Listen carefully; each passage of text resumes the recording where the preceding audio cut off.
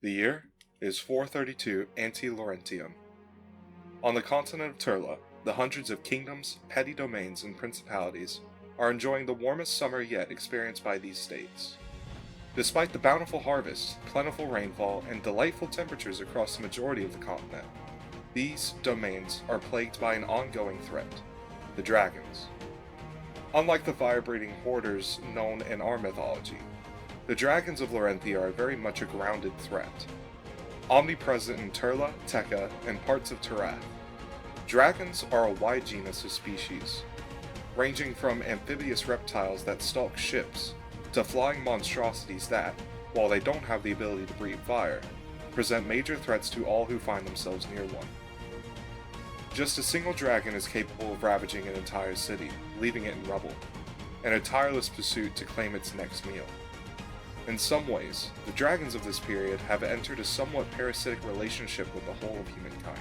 The more people, the more food for a hungry reptile perched high in a nest.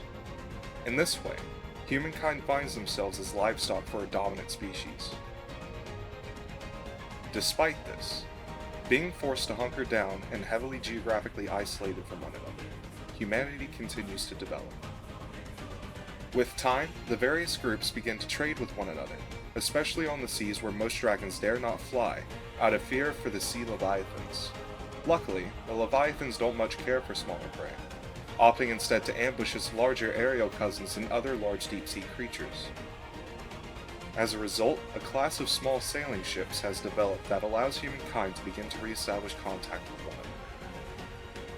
As the summer sun rises higher, some northern domains notice a large retreat in the ice caps of the northern wastes, making it possible to follow the coastline of the land where the sun never sets.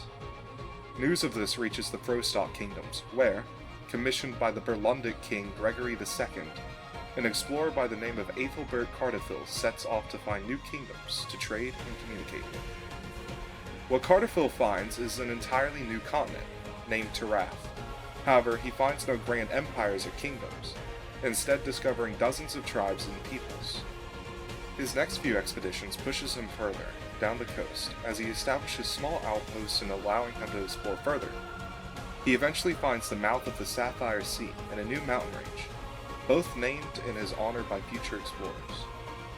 As news of this quote-unquote untamed wilderness reaches the populace in the Old World, various expeditions are launched to establish new towns and ports to exploit the natural resources of this land, much to the dismay of the natives. With Terath's relatively low dragon population, many sign on despite the 6-month journey to become colonists. However, with so many people, several native tribes are ravaged by disease and expansion, leading to the demise, collapse, or forced relocation of many. This is where we begin, the beginning of colonization and the arrival of the Interlopers.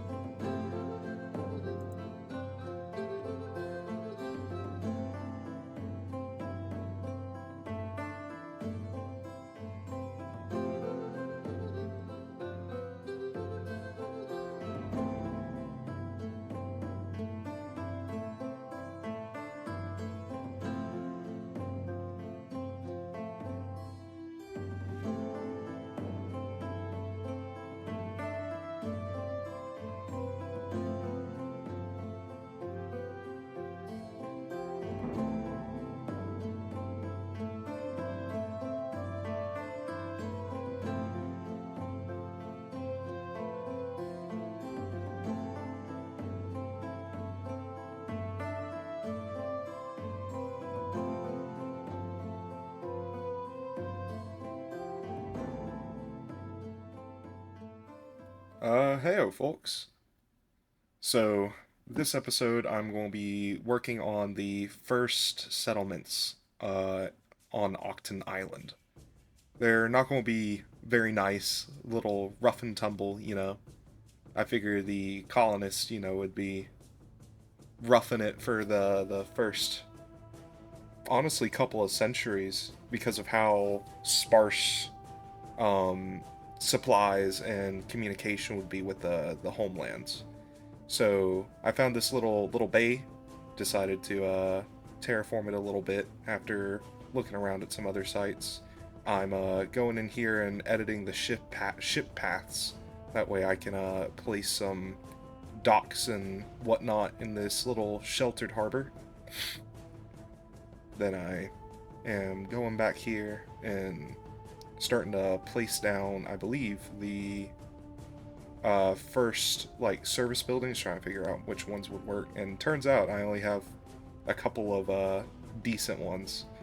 So yeah, because of the fact that the home continent and Tarath are connected by a northern landmass, I figured they would probably find out about the New World quicker than in our timeline, which is both good and bad for the natives. Um, because there would still be some very limited human contact between the old and new worlds, I figured diseases wouldn't be as bad.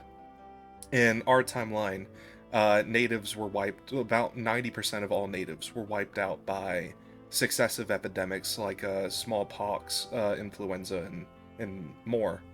But in this timeline, because there is some, albeit very limited, contact between natives, they have a bit better of a chance. And because they're going up against, swords and lances instead of, gunpowder, that also gives them a bit more of a fighting chance. Disease still is a very big issue and very prevalent, as we'll see later. But, yeah. In this world, natives are much more prevalent, much more widespread. They're not completely eradicated by disease. Well, not completely, but they're not as so horribly decimated by disease as in our timeline. So here I'm working on the docks, obviously because they just settled here within a couple years. They wouldn't have very established infrastructure, so just timber from trees that they cut down in the process of settling. I imagine there's quite a few actually failed settlements similar to in our timeline. Again, because of how different this land is from the homeland, and the fact that supplies can't really, get back, or excuse me, they can't be as regularly supplied, because in our timeline, usually if a colony was able to survive the first winter, more supply ships would be able to come in order to deliver food and goods. Such as in Jamestown, for example, when they had an extremely harsh winter, but were later able to kind of consolidate their control because of a further supply, despite having a very rough start. Other colonies, like, famously Roanoke, failed for admittedly unknown reasons, but I imagine that the supplies didn't really hold well over the winter. So yeah, I was just adding a little staircase, that way it kind of made sense to how they got to the lower dock, and then just adding a second little one here. Because of the severe geographic isolation at the time, due to most of humanity being hunkered down, at least in the old world, being hunkered down in fortified cities in order to present at least some sort of defense against dragons. Um, the development of civilization kind of went slower, or not necessarily slower. I imagine at a similar pace to our timeline, but because they found the New World earlier, um, they don't have very sophisticated sailing ships. So I imagine the invention of the longship, which even in our timeline was able to chart rough seas. I mean, the Vikings did make it to Vinland, or what is equivalent to Newfoundland. Um, because of the development of the longship, which eventually spread throughout the New World as a very small but capable ship, uh, I imagine that's what they're using for colonization rather than large frigates or caravels.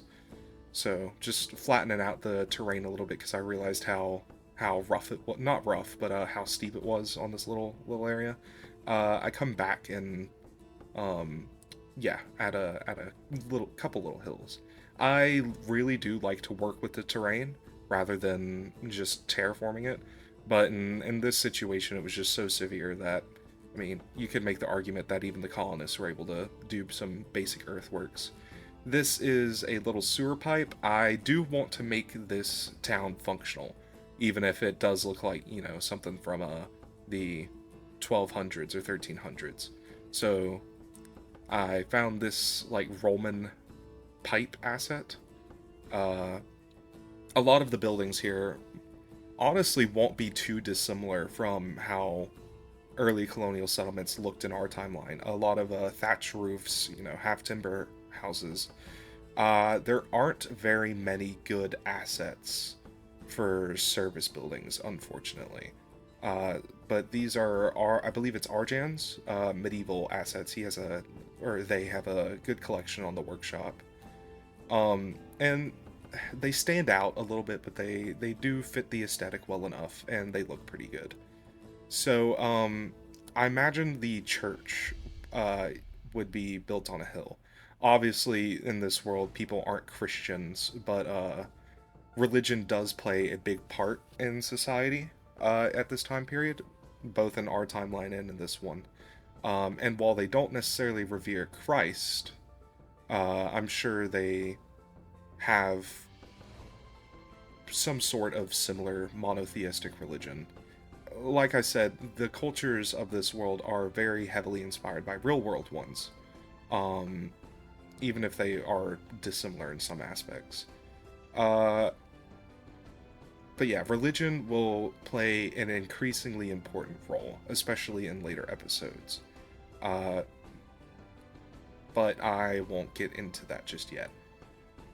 So here I'm doing another palisade wall. Because this is on a peninsula, it's actually very convenient for these colonists to defend, because rather than, having to wall off the entire settlement, they can just wall off this one area.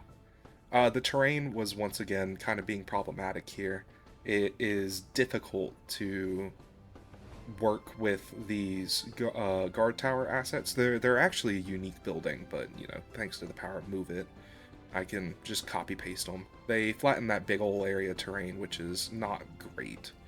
Uh, but however, I figured that if the colonists are capable of earthworks, then they're capable of moving boulders.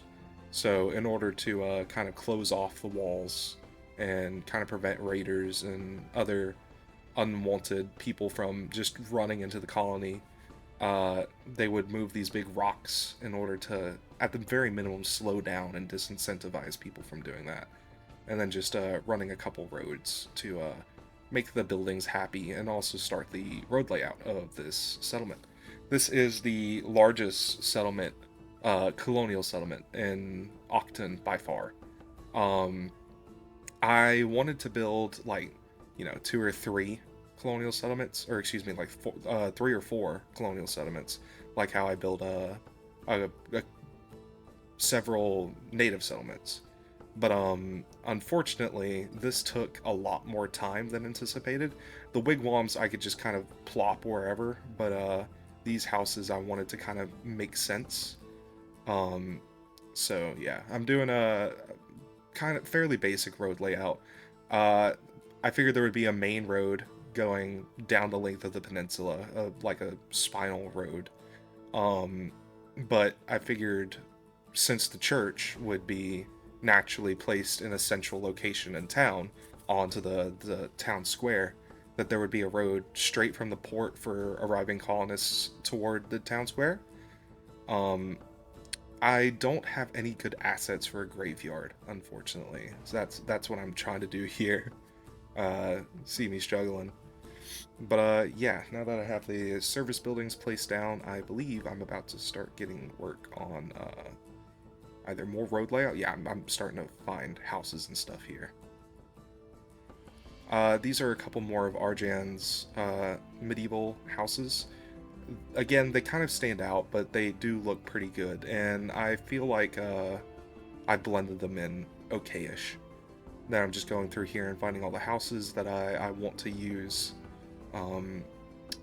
There is a great collection. I unfortunately forget who made it, that has a lot of these kind of like old style half timber houses. I'm also trying to go through and find what could work for a colonial, like, I guess more higher density town or downtown, if that makes sense. I figured the colonists, they've been here about 5 to 10 years so far. Um, so even though they still have very rough accommodations by and large, I figured there would be the start at least of more permanent development, or long term at least. So these couple of little blocks I wanted to fill in by hand, but you'll see later on once I establish like a build, or excuse me, once I establish like the first couple blocks, I'm able to start copying them en masse by Move It and fit them into other places where they look like they could fit, which is pretty useful, honestly. I like plopping buildings by hand. I feel like it makes for a more organic and natural look, um, which you absolutely can't establish or get with zoning. Unfortunately, this takes a lot more time. This build in total was about 2 hours of raw footage that I'm trying to edit down into a 30-minute video. Um, I actually like the grass sprites. I think they're useful for filling out just an empty area. But when you're trying to make like a trampled dirt area like this, even when I put down the decals and they stick through, it is unfortunate. I can't find a good replacement for the ploppable concrete that I believe Ronix 69 made. Um, and the loading screen fix mod for that doesn't work for me for some reason. I have a lot of issues with City Skylines being unstable for me. And I don't want to use Surface Painter because I know it's sometimes quite unstable and I just don't want to risk that. The roads are sometimes really finicky for me. That road there that I just plopped down doesn't like mixing with City Walk City Walls um, dirt roads, so I have to finagle with them a little bit in order to get them to work. I cut out about like 2 or 3 minutes of me trying to get a road to work there until I was just like screw it, and I used the bigger road. Out here, I feel like it would transition into kind of like lower density development. Like this area hasn't been filled in quite yet. There's still more colonists that need to arrive in order to like make this entire place densely populated. So I'm just trying to like slowly fade out the town, and I think I do a pretty good job. Yeah.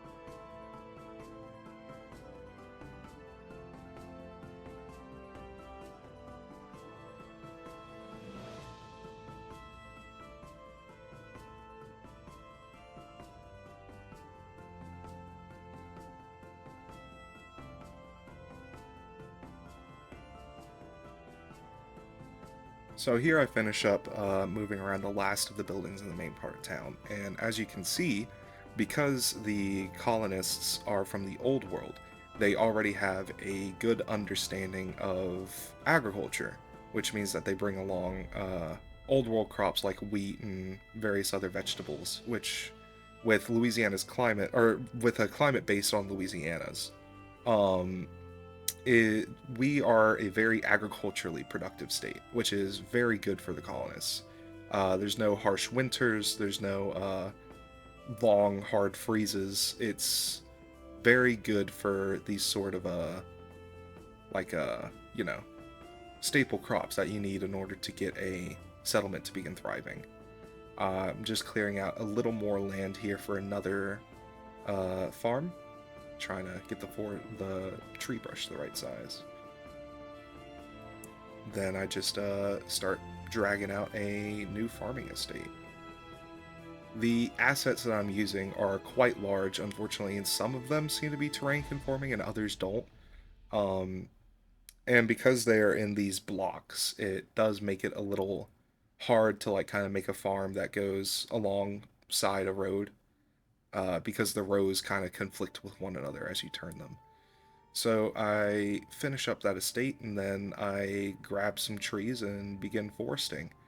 Uh, because this area is just starting to be developed, I imagine it's still quite forested.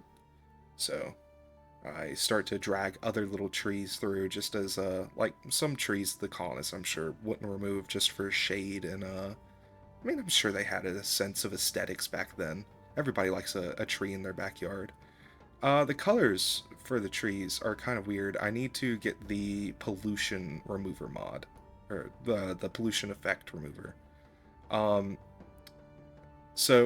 because the native tribes, I didn't actually supply them with like power and stuff. Uh, they all got abandoned. But yeah, here I start work on a second little settlement. At the mouth of this river would be a very convenient place to get fresh water.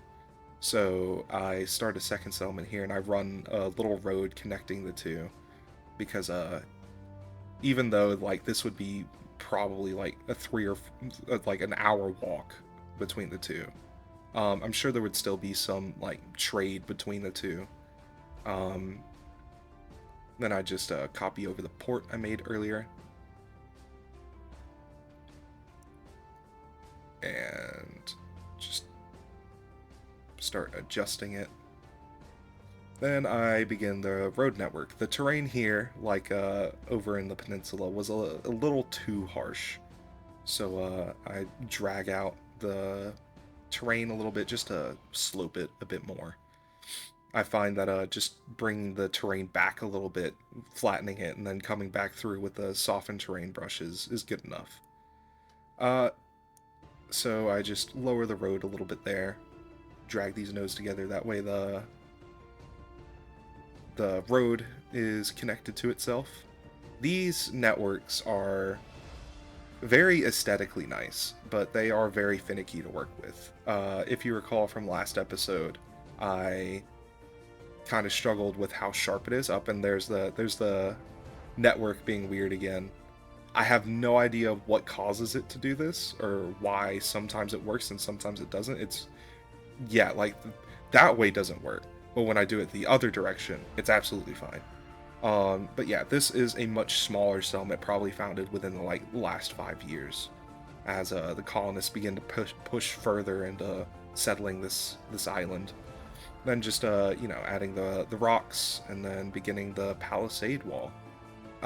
This one, because the colonists, are not going for a spiral pattern, I can just do these straight walls, which is really useful because I don't have to spend time plopping every single wall in order to kind of get it to look like it curves. So I can just drag out a straight line like this, copy everything, and then paste it onto the next section of the wall. And just move the guard towers to kind of accommodate it because I'm lazy. So after finishing the wall, I come through here and I start, adding the dirt for the town square, and then come back and throw some dirt into the town just to show that it's, well lived in and a little worn. Paved roads won't come until much, much later. Because, I mean, even if the roads are muddy, the only kind of vehicles are horse and buggy. So if it works for them, there's no reason to, like, cobble the roads or anything like that. So I just go through here, especially near the port, just to signal a lot of activity. Yeah, so apparently, when you're a medieval peasant living in a brand new world, land value is a very large concern. Yeah, so dragged out the church, and actually I don't think I put any other service buildings out here, but just copied over a whole block of buildings and just moved them around in order to accommodate the road layout and the terrain. The town square is like extremely steep, like I'm talking probably around 20 to 30 degrees steep, probably not a pleasant place to walk up and down without stairs. But yeah, just going through and copying over more buildings just to fill out the town. And yeah, this place, because they built the wall so tightly, is pretty densely built, even though it's a newly established town. Um, but yeah, just going through and adding the dirt again, just to signal activity. I also went through and added dirt around the palisade. Well, yeah. I throw some struggle in here to find the actual asset, but I knew the map editor had some fallen log uh, props that I took out and threw around here to show that they deforested this area. Because of the natives and them wanting to protect the settlement, um, I imagine they leave a large buffer between the wall and the actual forest to allow them more time to like spot people amongst the trees rather than having to deal with them once they get right up to the walls. So yeah, just throwing down some chopped log assets or props, or trying to signal that those are fallen or chopped trees, and then throwing down dirt to show that this area has been trampled, but lowering the decals a little bit into the ground. That way they're not so obvious. Then I just grabbed some trees here and spin them around a little bit to get a little closer to the settlement for foresting. I didn't like how far away the tree line was, so I come back with a little bit of a finer tooth comb. Unfortunately, this settlement, which is the closest to that second colonial town that I made, I figured it was a little too close for comfort for the colonists, and that they probably would have gone through and, I don't necessarily want to say massacre the natives, but I mean, it's not out of the question with the combination of disease plus the close proximity. I figure that there would be a lot of strife, and with that settlement, I'm saying being a few years old, that's plenty of time for enough tension to brew between the two to cause a war. I got rid of the boats because even though the goodbye Palmati tribe, even though the I got rid of the boats because I figured they wouldn't all be killed, and they probably migrated away. A lot of them, at least, luckily. So this tribe far over here would absolutely know about the settlement further up the coast. Um, but because they're far enough away, I imagine they might have cordial relations with one another, trading and all that good stuff. And because, honestly, these kind of more European style houses are simply just pragmatically better at holding heat and staying insulated during winters, and keeping rain off of you. That's something that everybody wants to have. So I imagine the natives would begin to adopt uh, that kind of architectural style.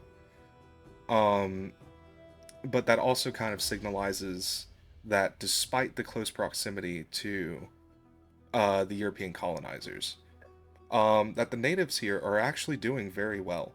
Uh, as you can see, I'm placing down a lot of new homes, and I imagine that they're thriving quite a bit, which is good. So just expanding the town a little bit, but what I'm more excited about is the natives, of course, were beginning to master agriculture even before the European or the European equivalents got here. So I figured that it was time for the natives to begin to have their own proper crop fields. And with corn being native to the New World, I figured that the natives would already know about it and have begun domesticating it even before the Europeans or the colonists had gotten here. So I placed down a couple assets and begun making them some more farms. So the Kadoka tribe, they're doing very well at the moment. Disease, of course, would still be present, but again, because of the aforementioned limited immunity that they would have, uh, I figure that with the large amount of new food that they were getting, uh, I imagine that they would still be expanding quite a lot. And to signal that, I've added even more boats, along with a dock. That way they can more easily trade with and communicate with the colonial towns. Of course, these settlements would likely come into conflict later down the line, but for now, with the colonists so far away, uh, and relations being okay, it doesn't hurt to be able to access them easier. So I placed that dock and add a little loop road here. Then because the native settlements are very unhappy with me for not giving them power and water, I just go here and add a power, sewage, and water to all of them. I have a block service uh, power building that I'm literally hiding underneath the roads. But yeah, so now all the native tribes have water, power, and sewage. I need to get the asset that allows me to turn the docks into like ferry buildings. Um, but after that, we'll actually be able to see the native tribes populated, because at the moment there's no way for simulation wise, there's no way for people or residents to get to these tribes. So yeah, just throw in another power block under there, and if I remember correctly, that tribe gets a whole power block in the longhouse, so the chief has control of everybody's electricity.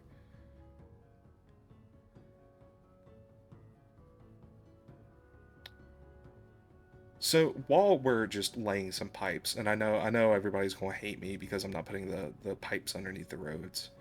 Um, uh, yeah, I'm just throwing down some fences. Fences add a lot for detail, and ignore those ambulances. I changed the vehicle later, believe me. But yeah, talking about the lore of this world. So this is based on D&D, so don't like judge me too harshly. But yeah, this world started out as a D&D world.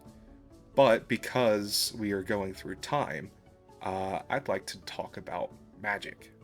Yeah, so there is magic in this world. It has a lore reason. It's not just, this mystical force that exists.